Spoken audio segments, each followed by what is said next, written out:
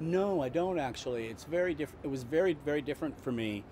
Um, the melodrama is a style of filmmaking and a style of storytelling that really observes people from outside, where you're sort of watching the social forces bear down on people's lives, and you watch relatively ordinary people in many ways sort of crumble under the forces, the social mores that they confront, and very rarely overcome them or change their situation. In this, and particularly when I read The Price of Salt, the novel that Carol's based on by Patricia Highsmith, the intense, almost claustrophobic relationship of that subjectivity being locked inside Therese's festering mind, to me spoke volumes about the experience of falling in love, the distortions of falling in love, and the isolation that we often feel at the very beginnings of love, and the way we fabricate and construct everything, all kinds of scenarios and fantasies and potential run-ins with our object of desire. And interestingly, that's exactly how she treats the criminal mind in her crime novels. Definitely. And so crime and love are linked in a very specific way. It was really interesting to me.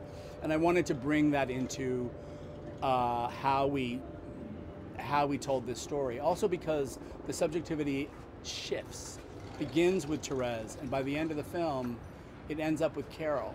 And there's a real important progression that occurs.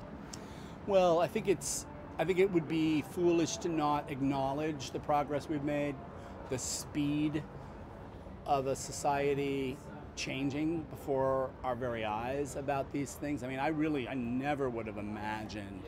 Apparently there's a poll out in the United States that says more Americans would vote for a gay president than a Christian evangelical president.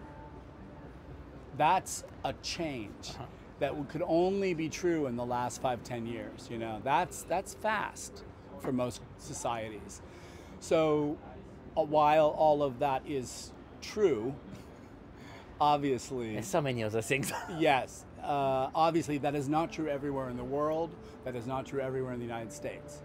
And so, and in some ways, I have to say that when it's all about gay marriage, it isn't necessarily getting to other issues as well.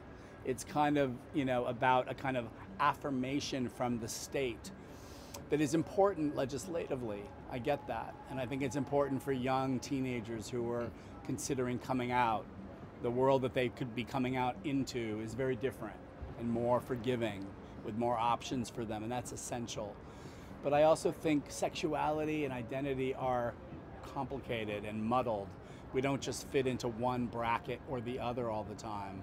And some of these movements forward also reduce the conversation. I really believe that it is so much about casting and